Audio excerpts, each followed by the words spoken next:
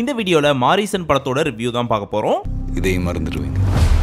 மறந்துட்டனா மூன்றாம் பர கமல் மாதிரி இப்படி ட்ரை பண்றியா? ஏற்கனவே இவங்க ரெண்டு பேரோட காம்பினேஷன்ல ஒரு படம் வந்துருச்சு இல்லையா? அதுல நம்ம வைகை புயல் எப்படி நடிச்சிருந்தாரோ அதே மாதிரியான ஒரு ரோல் தான். அப்புறம் வேட்டையன் படத்துல நம்ம ஃபஹத் ஃபாசில பாத்திருப்பீங்கல்ல, அந்த மாதிரி இந்த படத்துல ஒரு ஜாலி கேரக்டர். ஒரு மெத்தட் ஆக்டர் சார், பாத்திரமாவே மாறிடுவார் சார். சோ இந்த ரெண்டு கேரக்டருமே ஏற்கனவே இந்த மாதிரியான ரோல்ஸ்ல பார்த்ததுனால அடேங்கப்பா ஃபஹத் ஃபாசிலும் சரி வடிவேலும் சரி டிஃபரெண்டா ஒரு ரோல் ட்ரை பண்ணிருக்காங்க. பார்க்கிறதுக்கு பயங்கரமா இருக்கு அப்படின்னு சொல்றதுக்கு ஒண்ணும் இல்ல. அதுக்கு பதிலா இப்படி சொல்லலாம், அவங்க ரெண்டு பேருக்கும் கொடுக்கப்பட்ட ரோலை பிசுறு தட்டாம பெர்ஃபெக்ட்டா நடிச்சிருக்காரு. சாரி நடிச்சிருக்காங்க. வாங்க சார், ஜாலியா இருக்கும்.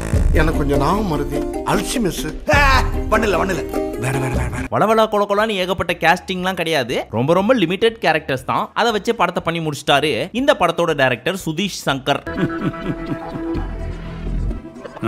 அது சரி, ட்ரெய்லர்லயே பார்த்தோம் வடிவேலு எல்லாத்தையும் மறக்கிற கேரக்டர், அவர்கிட்ட இருந்து எதையாவது அடிச்சுட்டு போயிடணும்னு நினைக்கிற கேரக்டர் ஃபஹத் ஃபாசிலோடது. நல்லா இருக்க. கடைசியில அந்த பணத்தை அடிச்சாரா இல்லையான்றதுதான் கதையா அப்படின்னு கேட்டீங்கன்னா ஃபர்ஸ்ட் ஹாஃப் வரைக்கும் அப்படிதான் போகும். ஆனா செகண்ட் ஹாஃப் பார்த்ததுக்கு அப்புறம் உங்களுக்கு ட்ரெய்லர்ல வச்சதையே படத்துலயும் வைக்கணும் அப்படின்னா அப்புறம் எதுக்கு படம், ட்ரெய்லரை பார்த்துட்டே போயிடலாமே அப்படின்னு செகண்ட் ஹாஃப் மூலியமா கேள்வி கேட்டிருக்காரு நம்ம டைரக்டர். அதே நேரம் ட்ரெய்லர்ல இருக்கிறதும் படம் நினைச்சு ஏமாந்தீங்களா, ஏப்ரல் ஃபூல் அப்படின்னு சொல்லியிருக்கார். ஏன்னா அதை ஜஸ்ட் ஒரு ஹிண்டா மட்டும் வச்சுக்கிட்டு படத்தை வேற மாதிரி கொண்டு போயிட்டாரு. அதெல்லாம் சொன்னா ஸ்பாயிலர் ஆயிரும். நம்ம ரிவ்யூ எப்பவுமே ஸ்பாயிலர் ஃப்ரீயா இருக்கும்ல, அதனால அதெல்லாம் ரிவீல் பண்ண வேணாம்.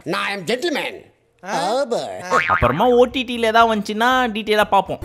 ஏப்பா ரொம்ப நேரமா ஒரே கியர்ல போற போல இருக்கேன், கொஞ்சம் கியர் தான் மாத்துவேன். நிறைய பேர் ட்ரெய்லரை பார்த்து எக்ஸ்பெக்ட் பண்ணிட்டு போயிருப்பாங்க, டிஃபரெண்டா இருக்கு இந்த ஸ்டோரி, பயங்கரமா கொண்டு போறாங்களே அப்படின்னு சொல்லி. பட் ஃபுல் மூவியை பார்த்து முடிச்சதுக்கு அப்புறம் பிரமிக்க வைக்கிற மாதிரியும் ஒன்றும் கிடையாது, ட்விஸ்ட் அண்ட் டர்ன்ஸும் ஒன்றும் பெருசா கிடையாது. எல்லாமே மோஸ்டா ப்ரெடிக்ட் பண்ற மாதிரியே இருந்துச்சு. கிட்டத்தட்ட இன்டர்மிஷன்லேயே தெரிஞ்சு போச்சு இதெல்லாம் சும்மா கண் தொடைப்பு வேலை, வேற ஏதோ ஒன்று இருக்கு, அதுதான் மெயின் ஸ்டோரி அப்படின்னு.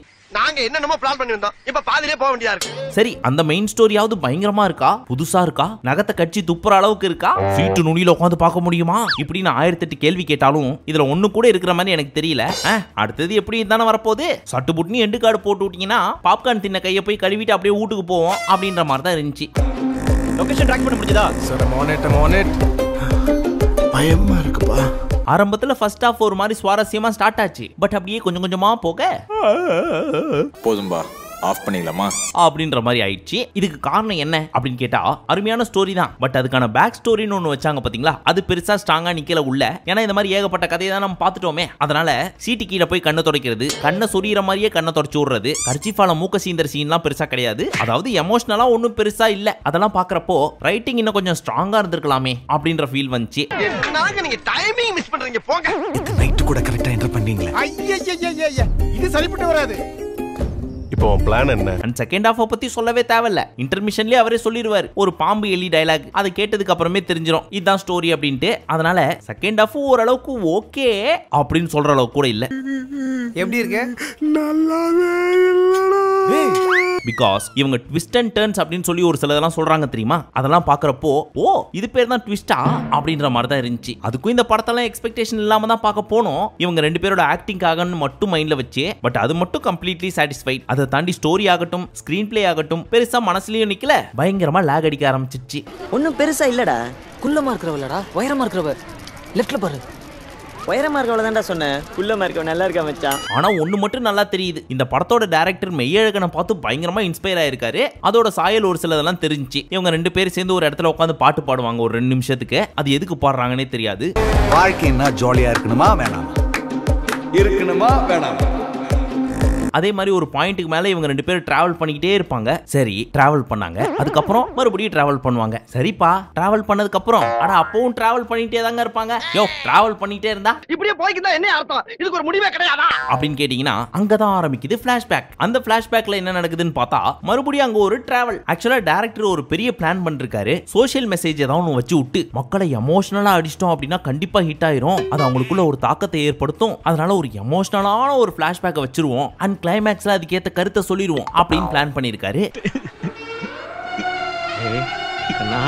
ஆனா படத்தை பார்த்து முடிச்சதுக்கு அப்புறம் ஐயா இந்த கருத்தெல்லாம் பல ஆண்டுகளா பார்த்திருக்கோமே, புதுசா ஏதாவது சொல்லுவீங்கன்னு பார்த்தா சரி ஓகே இதுக்கு முன்னாடி வந்த சோஷியல் மெசேஜை பார்க்காதவங்க இப்ப பார்த்து தெரிஞ்சுக்கிட்டோம் அப்படின்ற மாதிரி ஆயிப்போச்சு. பைக்கை பத்தி ஏதாவது தெரிஞ்சுதா? செக் பண்ணிட்டு இருக்கோம் மேடம், உடனே கண்டுபிடிச்சிடுறோம். வாழ்க்கைன்னா ஜாலியா இருக்கணுமா வேணாம்? இது மட்டும் கிடையாது, இந்த படத்தை பார்த்து முடிச்சதுக்கு அப்புறம் ஏகப்பட்ட கேள்வி வருது. நான் டைரக்டா கேட்க விரும்பல, சுத்தி வளைச்சே கேட்கிறேன். ஃபகத் ஃபாசில் ஒரு பாயிண்ட்ல கேட்பாரு, வடிவேல் அங்கிள் இந்த உலகத்துல எத்தனையோ பேர் இருக்கிறப்போ வை மீ அப்படின்னு, இதுக்கு நம்ம வைகை புயல் என்ன கதை சொல்ல போறாரு அப்படின்னு ஆர்வமா பார்த்துட்டு இருந்தா 2 வார்த்தையில முடிச்சு விட்டாரு. அதெல்லாம் பாக்குறப்போ நோய் என்ன நீ பைத்தியக்காரனவே நினைச்சிருக்கிறல்ல நீ அப்படின்ற மாதிரி தான் இருந்துச்சு. பயமா இருக்குப்பா. எதுக்கு? என்னையவே முழுசா மறந்துடணும்னு பயமா இருக்கு. இந்த படத்தோட மியூசிக் டைரக்டர் நம்ம யுவன் சங்கர் ராஜா இந்த படத்துக்கு என்ன தேவையோ அதை குறை சொல்லாத அளவுக்கு போட்டு கொடுத்திருக்கார். சோ அவர் மேல எந்த ஒரு குத்தம் குறையும் சொல்ல முடியாது. உங்களை ஒரே ஒரு வாட்டி கட்டி பிடிச்சிக்கிட்டுமாப்பா?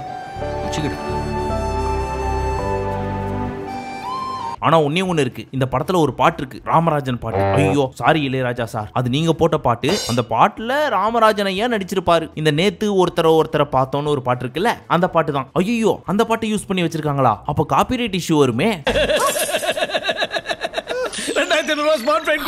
சித்தாரியா இந்த மலையாள டைரக்டர், யாரை கேட்டு என் பாட்டை எடுத்த, ஒரு பர்மிஷன் வாங்கினியா அப்படின்னு கிளின்னு கிளிக்க போறாரு அப்படின்னு பார்த்துட்டு இருந்தோமா. அப்பதான் நம்ம டைரக்டரோட புத்திசாலித்தனம் புரிஞ்சுச்சு. அது எப்படியே இந்த படத்துக்கு மியூசிக் டைரக்டர் யாரு, அவரோட பையன், அப்புறம் எப்படி கேஸ் கொடுப்பாரு அப்படின்ற டைரக்டரோட மைண்ட் வாய்ஸ்.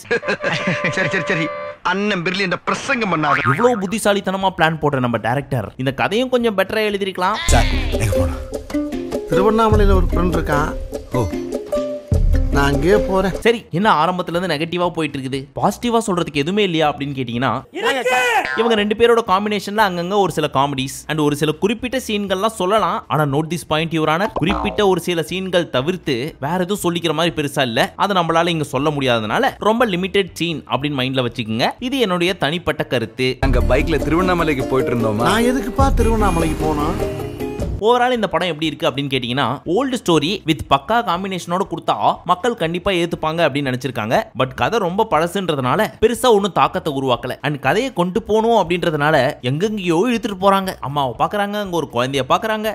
என்ன சொல்லக்கூடாது. சாரிப்பா, விட்டா கதையை சொல்லிடுவோம் போல இருக்கு. அதனால இந்த வீடியோவை இதோட முடிச்சுக்கலாம். சோ பிலோ ஆவரேஜ் மூவி தான். உங்களுக்கு ஒருவேளை இந்த படம் பிடிச்சிருக்கா பிடிக்கலையா அப்படின்னு சொல்லி பார்த்துட்டு வந்து சொல்லுங்க. என்னோட தனிப்பட்ட ஒப்பீனியன் என்ன அப்படின்னு கேட்டீங்கன்னா, அதான் சொல்லியாச்சே, இதுக்கு மேல என்ன புதுசா உருட்டி சொல்றது வேணா. ஃபர்ஸ்ட்ல இருந்து திரும்பி வீடியோவை பாருங்களேன், உங்களுக்கே புரியும்.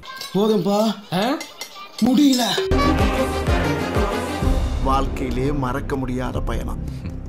இதையும் மறந்துடுவேன். அப்புறம் சமீபத்துல நம்ம வனிதாக்கா நடிச்ச மிஸ்ஸஸ் அண்ட் மிஸ்டர்னு ஒரு படத்தை பார்த்தோம்பா. ஐயோயோயோ, கொடூரத்தின் உச்சம். நம்ம அக்கா இப்படி எல்லாம் பண்ணுவாங்கன்னு நினைச்சு கூட பார்க்கல. 18+ எல்லாம் இல்ல, 40+ பார்க்க வேண்டிய படம். ரொம்ப ரொம்ப ரொம்ப ராவா எடுத்து வச்சிருக்காங்க.